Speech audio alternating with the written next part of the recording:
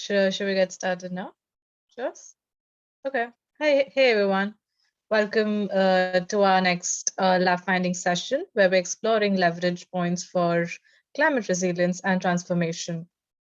So today our event is going to be for an hour, which is hosted by Joss and myself, Pranali. So just to give an overview of the session, this session is a part of our open lab sessions where we share what we've been doing within our team and also how we are applying the SI tools to address climate change challenges that are wicked problems. So we'll start off the event for the first 10 minutes where we'll learn about mapping leverage point canvas, where Joss will give you a brief idea what the canvas is about, how to go about it, and how the activity will be.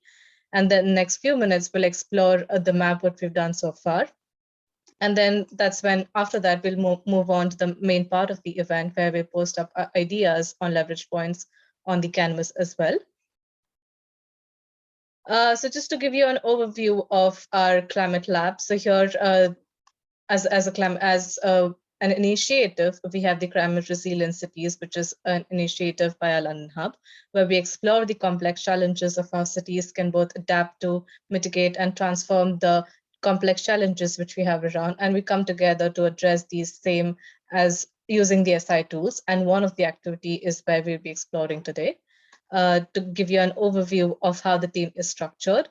At the core team, we have Joss, myself, and Adriana, where we sit within the core team, and we have the extended team where we are more about 8 of us, which specialize in different sectors, and we come together to address these challenges. And this is again a quick overview of the processes with the process which goes on within the lab, which consists of mapping, connecting, building, and framing.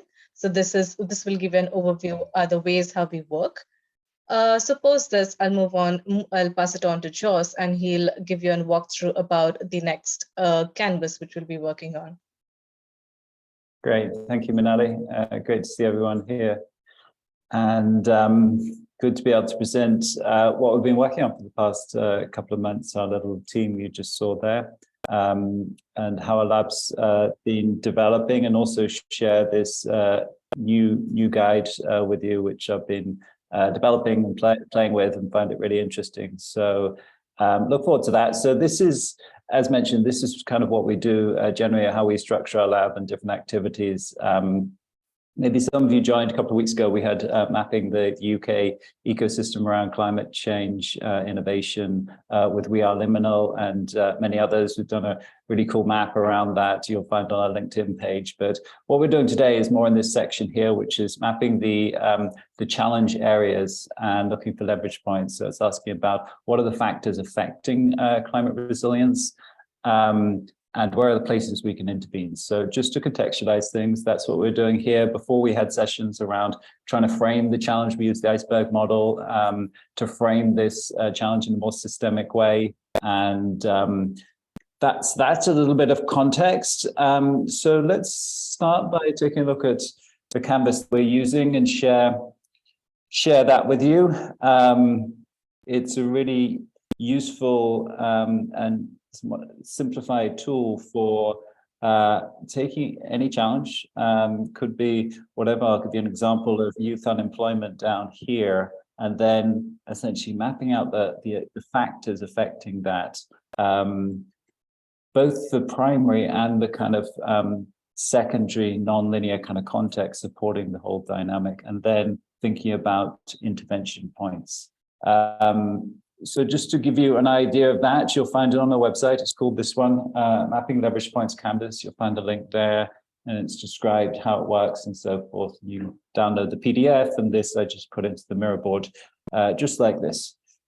So firstly, how to use this? You start at the center here, and you put in your challenge, whatever that may be, and you post that one up. And then around here, you think about the immediate factors affecting that challenge, the most direct say causes. It's kind of the linear thinking stuff, and there may only be 5, or should only be 5 or 10 there. And then out here, we're asking about what are the supporting factors that are actually leading to these immediate factors. We're getting to the more systemic things, the broader context out of which this dynamic is emerging. So typically we're just, kind of linear paradigm looks just at those immediate causes of the issue, and a kind of systemic approach would look at the broader context and ask what's supporting that, what are the underlying structures and mental models and so forth that are supporting these causes that are really creating this challenge. So that's how it's working. And then afterwards, once you put that up, you'll see it all now in practice, but once you put up all those ideas, you would then start thinking about intervention points. And the intervention points, you can just use the iceberg canvas like this, or the iceberg model like this. What level are these interventions at? Hopefully you're familiar with this. I won't go into all of it. It's quite a popular tool in systems thinking, just asking, on what level are we intervening here? On what level are our ideas for addressing this issue on? Are they on a relatively superficial level, the events? Are they looking at the trends and patterns over time? Are they looking at more, it's down here, the bottom stuff, that's the systems change, systemic structures, or down here, the mental models. So we just color the stickies like this, so as to give an idea when we post up our intervention points as to where are they? Are they really systemic stuff down here about reframing the paradigm and so forth? Are they more superficial up here? So that's that. This is a little representation or illustration of that. To give you an idea of what it looks like, this is youth unemployment. We post it in the center here. Maybe I can get rid of these, maybe not. There we go. So put the challenge in the center there, youth unemployment, and then here put up the immediate factors affecting that. Lack of opportunities, skills, and education. Yeah, a number of different factors here. These are the immediate ones, right? So lack of new companies being created, or lack of opportunities for low-skilled workers, for example. And then, of course, on the outer side here, we're asking what's the context out of which that dynamic is emerging. So, outdated educational system, for example, or mismatch between university courses and industrial needs would lead to this lack of opportunities and skills needed in the workplace, and could ultimately lead to youth unemployment and so forth. So that's the mapping part of it. And then you would go into the trying to identify leverage points, which we'll be doing today. So you might come up here, cost of higher education is very high. So then how might we do something about that? Enable on-demand learning via user-generated platforms to reduce the cost and make higher education more accessible. That's kind of, I'll put it as the green one here. It's kind of a structural thing. You may have, more fundamental things here, create new narratives around the function of the education system. That would be at the bottom of the iceberg. You might have more superficial things here, government incentives to increase the number of startups created over the coming 10 years. Those are direct kind of linear, more interventions aimed at more the event level or trends. This one in particular, the trends over time. So you can see the different colors there corresponding to the different levels. Hopefully that makes sense. I mean, any questions at this stage, or should I stay going?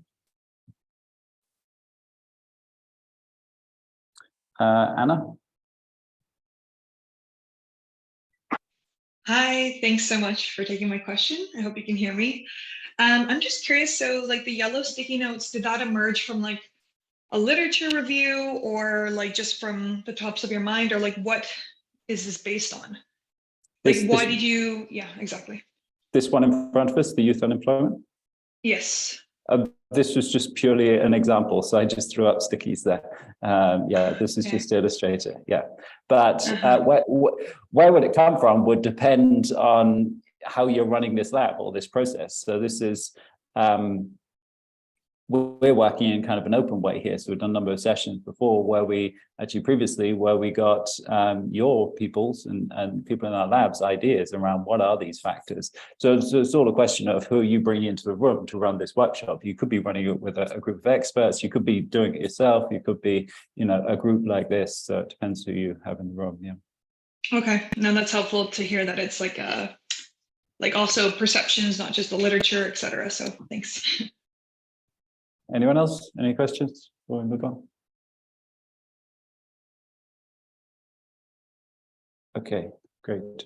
So that's Canvas. You'll find that on the website, and you'll be able to use that. And really, you can apply it to any challenge you may have. And ultimately, it's going to try and the mapping exercise is to give you a holistic representation of the factors affecting this, both the immediate and the broader contextual ones. If you're doing this in a larger group, then you're going to get some kind of collective intelligence. The point of doing these workshops is that you get groups of people and they're all inputting their perspectives and their ideas. So that's the point of doing it in a larger group as a workshop, and that's what Canvases are for. So you're going to run that, and then towards the end, you're going to ask them about where they think the leverage points are, and so forth. And that could, give you a hypothesis about where you're going to, go and intervene, where you're going to go and do something, right? You'll then come through and say, okay, well, this looks like an interesting idea. Let's go and do this, or that doesn't look like a good idea, or we have a lot of opportunities. We know a lot of people in this space here. We can do things here. So it's essentially formulating, this is a hypothesis about your intervention points, but then it's going to give you, a pathway for moving forwards to actually intervening and choosing those locations to do that. Okay, so this is what we're looking at today. It's the same canvas. The yellow stickies have been converted to orange circles, just to make them a bit more permanent and differentiate them from the green stickies. And in the center, we have the challenge of climate change mitigation and adaptation. Where is all of this coming from? It's coming from a workshop we ran with our lab members and team and so forth about 2 months ago. Maybe some of you were there. It was an open session, and you posted up all your ideas around the factors affecting this. And we took that and we have collated it and organized it into this new model, which helps to better represent it, I think, and get a clearer understanding of immediate and kind of contextual factors. And we also asked for some leverage points at that time also, or intervention points, and we started posting some of those up. So it's a representation of the workshop we had previously in this new model. So I'll just take a little look at this before we start to post up our ideas also, and hopefully have a bit of a discussion as we go along. So in the center, the challenge. I mean, this is partly our kind of research over the past 6 months or so around the factors also. So it's a combination of, the open group and our lab team. So the immediate factors are these ones around here. And you can see, of course, the way it's structured here. You have economic factors up here, social ones, cultural, government, and education, and so forth up here.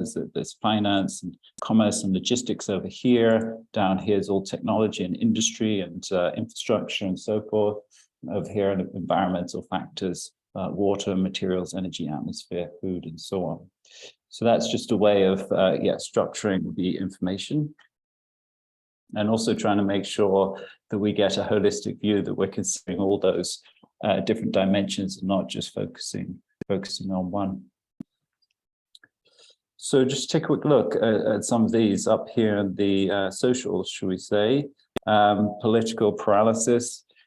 We know that's a factor affecting the overall dynamic here. We haven't had, effective response from public institutions and political systems. Just to look at kind of some of the mapping factors before we look at the leverage points. So here, lack of effective response from public sector, centralized public service providing, centralized public administration, maybe haven't got a kind of decentralized capacity and response from citizens and support, fragmented and siloed social structures. So that's getting to more kind of fundamental stuff from the context that's kind of creating this situation in the primary sector here, primary circle. Okay, our board just got moved. Oh, what happened there? Excuse me.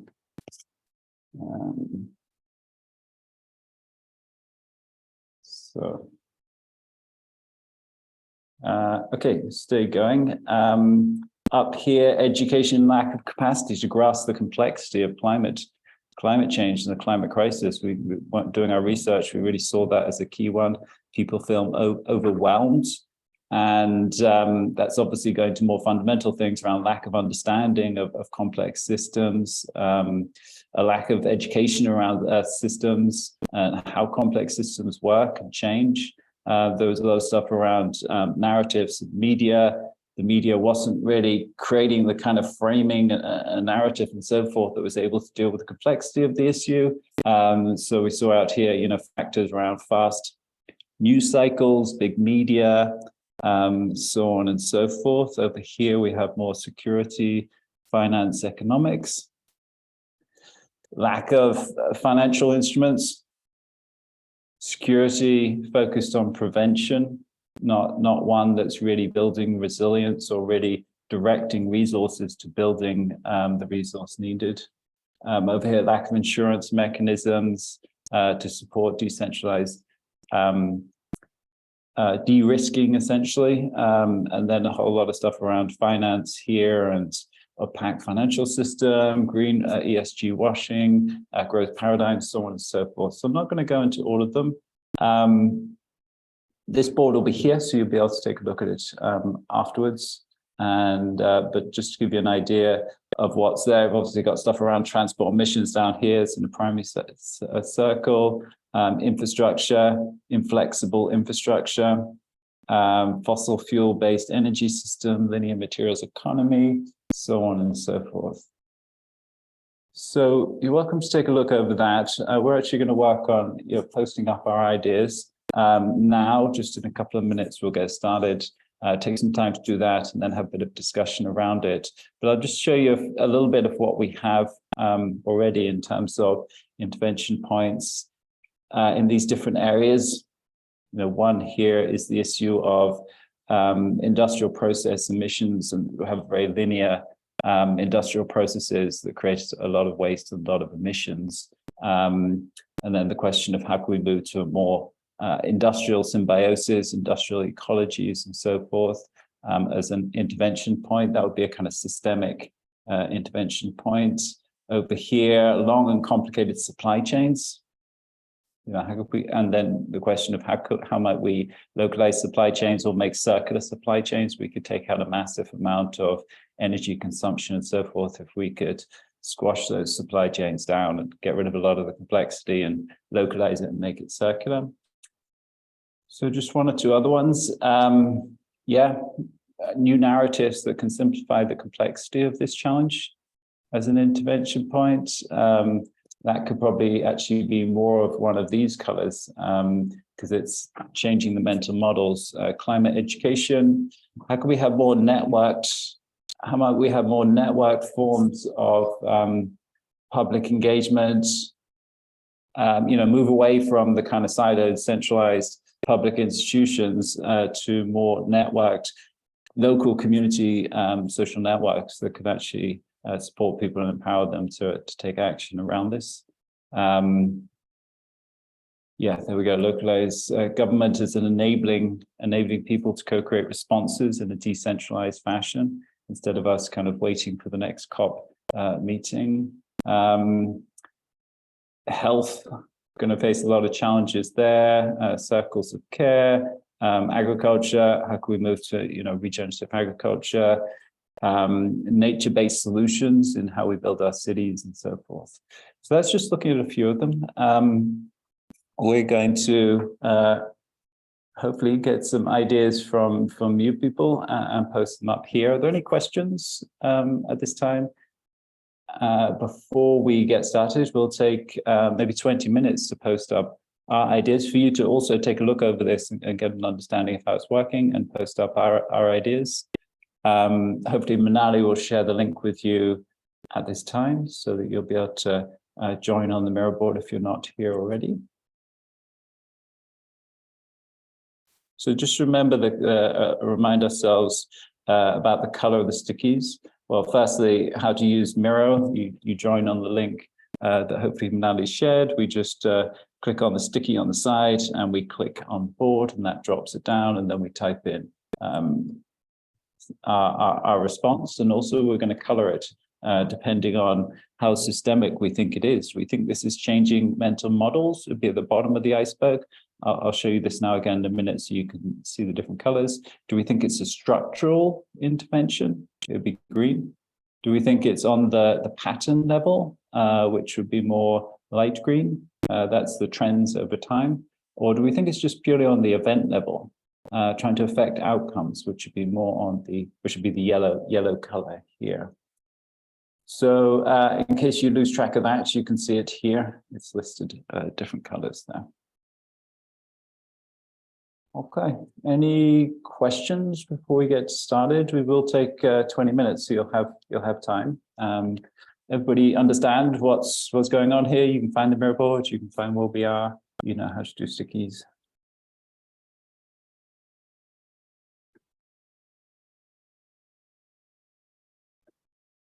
Okay, great.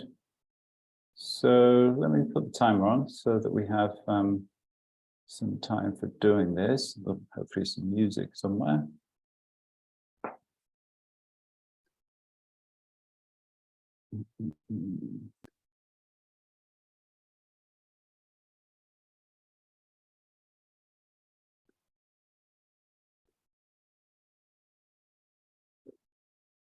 Okay, so 20 minutes so we have plenty of time for hosting, and let's get going.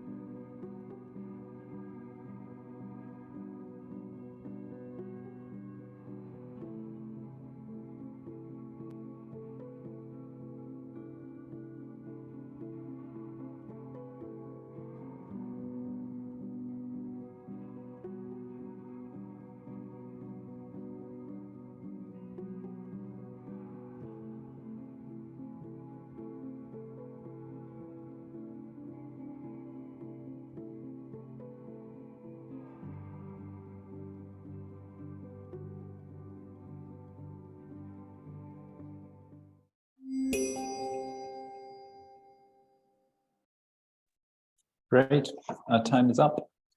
Let's take a look at what we have collected here. So just to zoom out, there we are, lots of new ideas. We've got 5-10 minutes to look through them and hopefully have a little discussion. Let's maybe start down here. Retrofitting buildings is expensive. Yeah, connecting different energy sources. Who is this posted this one up here? Do you want to speak, Pedro?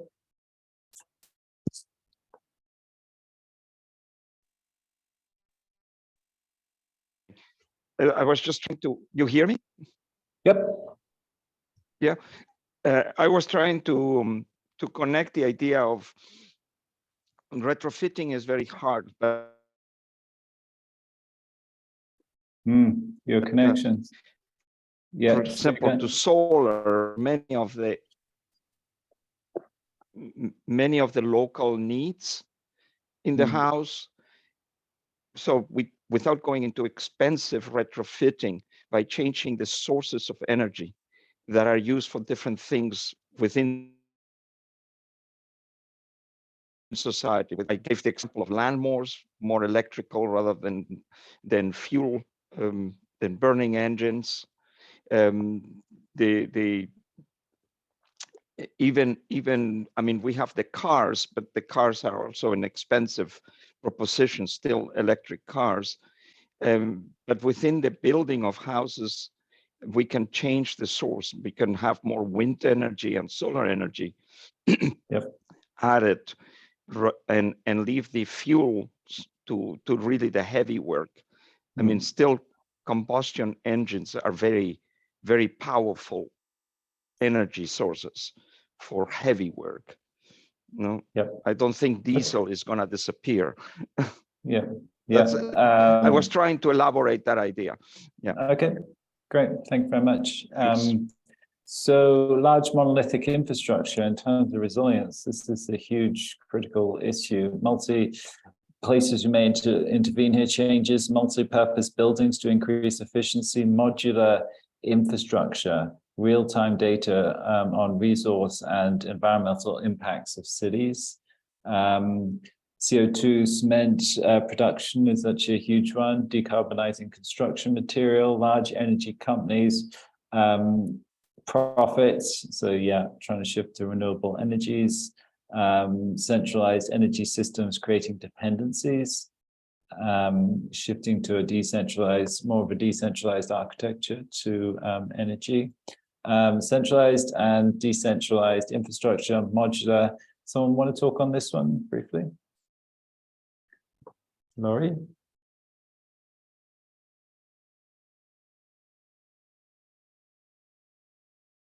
Hi, Laurie, do you want to say a few words? Was that mine, Jos? Yeah. I heard decentralized infrastructure. At the moment, we're building big centralized, in my case, I'm a water specialist, water and wastewater treatment plant, and yet it's far more cost effective to build modular, smaller, standardized wastewater treatment and water recycling plant, which can be dropped into an existing community. I was part of a Thames Water research team about 20 years ago, which identified 300 properties as the ideal size for a community scale wastewater plant. Very easy these days to add on an ammonia fuel cell. Ammonia is the most efficient form of hydrogen distribution because it contains 3 hydrogen, as opposed to the standard molecule of hydrogen is only 1 unit of hydrogen. So all these can be combined effectively. There's some R&D work to be done to optimize these plants, but they would be a much more effective way of providing multi-utility services to existing and new communities. Yeah, and I don't think we really appreciate the cost of taking a centralized approach. So sometimes it can be cheaper in the short run, kind of having centralized infrastructure and systems, but it's only when crisis hits that we realize the cost of that. For example, yesterday, I'm here in London, and as you'll know, if you're in the UK, we had a lot of snow yesterday, and the DLR for me to get into central London got shut down. So normally I take that big, infrastructure system for granted. It was only then, when it was actually shut down, that I appreciated how dependent I am on it. And I also appreciated that I live near to Canary Wharf, where I could go to the office there. So I actually had something local to me that I was able to use and replace instead of being dependent on that system. But normally I wouldn't even recognize my dependence on it, So quite often we build these centralized systems without really factoring in the costs of them. And it's only when crisis hits that we really see how dependent we are and so forth. Well, if we factored that in, it would really promote decentralization and modularization a lot more. Absolutely. When you look at the cost of wastewater treatment, everybody looks at just a treatment plant, and at just the treatment plant scale, it's correct that a big 100,000 population treatment plant is cheaper per unit. But when you add in the cost of all the sewerage infrastructure which has to be built and maintained or rebuilt if it exists, then the costs are way in favor of smaller decentralized wastewater treatment, and the water remains in the hydrography that it arose. Taking it out to the edge of the city and dumping it in the river, which then goes to the sea, is very inefficient and puts a lot more microplastics into the ocean. So there's so many benefits of taking a decentralized, smaller approach to the infrastructure we're building and going forward. Great, thank you, Laurie. Okay, let's stay going. Linear food system supply chain, another dependency. So someone's saying here, sustainable and local public procurement of food in hospitals, prisons, and schools. Yes. Okay, here, negative synergies between ecosystem and industrial system, quite a fundamental thing. How can we take nature-based approaches to the design of our cities, our infrastructure, and so forth? Unsustainable land use, permaculture, could we actually work with the land instead of against it? How might we enable the advent of regenerative and carbon negative agricultural practices? So stuff around health and mental health. Up here, who is this? Someone want to speak on this one here? Visitor?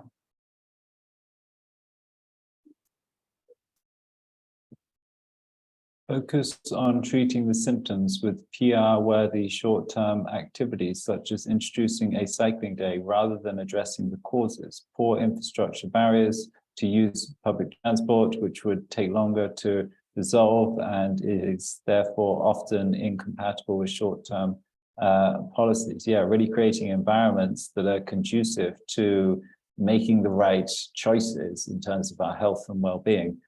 Instead of trying to nudge us into doing the right things when we're surrounded by, car-dependent environments and polluted air and so forth. Okay, so what else do we have up here? Anyone want to speak on this one? Oh, it's you, Laurie. Community place-based hubs. Equivalent to new healthcare ICS structures, Community Hub will develop place-based solutions and shared best practice and experience through a shared systems map, such as this. There are there's a big development going on in the healthcare industry at the moment to bring together primary and secondary healthcare, but also social care and mental health. One of the big blockers in hospitals is actually getting patients, when they're well enough to go home, actually out of the hospital, and often they don't have homes adequate care to go to. And so by combining healthcare with health and social care, it makes a bigger opportunity to improve the efficiency of the overall healthcare system.